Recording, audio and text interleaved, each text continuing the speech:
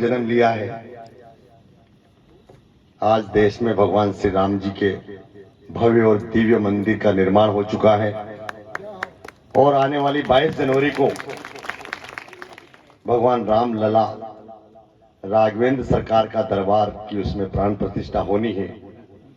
सदियों की लड़ाई के बाद 550 साल की लड़ाई के बाद ये अवसर हम लोगों को मिला है कि आज हम हमारी आंखों से देखेंगे और कानों से सुन रहे हैं। पीढ़ियां खप गई हमारी, कितने लोग अपना बलिदान देकर के रामलला की उस मातृभूमि जन्मभूमि के लिए आतताइयों से, आक्रांताओं से, विदेशी हमलावरों से संघर्ष करते रहे, लड़ते रहे।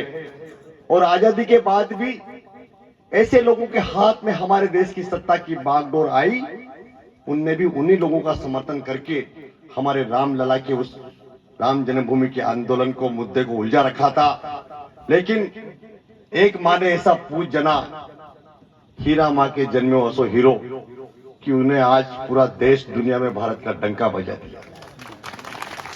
और भगवान रामलला की भी जो संघर्ष था, उस संघर्ष को खत्म करते हुए, क्योंकि सब डरते थे, जज भी फैसला करने से पहले डरते थे कि सारनी उजाड़ते, लेकिन जब एक मजबूत सरकार भारतीय जनता पार्टी की, और भारतीय जनता पार्टी की उस सरकार का नेतृत्व एक मजबूत व्यक्तित्व के हाथ में आया, तो पूरा देश बदल कर रह गया साथियों। और हम सब उसके साक्षी हैं, हम देख रहे हैं। माननीय नरेंद्र मोदी जी ने सिर्फ मंदिर निर्माण का रास्ता ही साफ नहीं किया है, हर गरीब के जीवन में खुशहाली लाने का काम भी माननीय नरेंद्र मोदी जी ने किया है साथियों। ये भारतीय जनता पार्टी की सरकार गरीबों की सरकार है।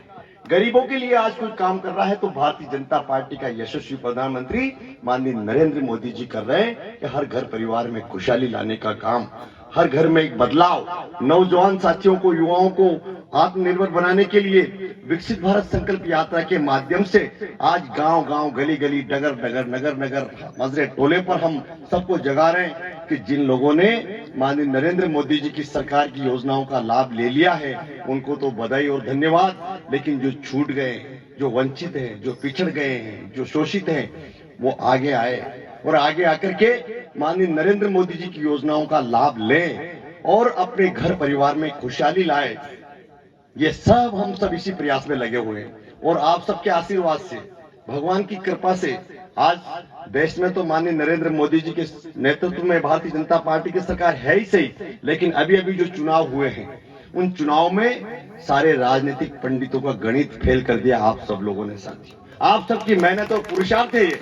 लोग आस लगा रहे थे, कई प्रकार के कयास लगा रहे थे, अरे वहां से तुम जागो नहीं तो जीती नहीं पागा, तो फलाना नहीं तो ठीक है, हमका वहां है। पर सारी जात पात को खत्म करके राष्ट्रवाद और हिंदुत्व को आप लोगों ने साथ और समर्थन देकर के प्रचंड बहुमत से मध्य प्रदेश में भारतीय जनता पार्टी की सरकार बनाई और राजगढ़ जिले में भी 5 विधानसभा सीटें भारतीय जनता पार्टी के खाते में आई।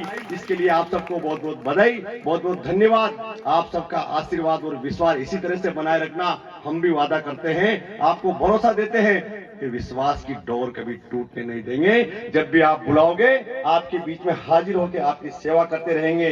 अपने मांग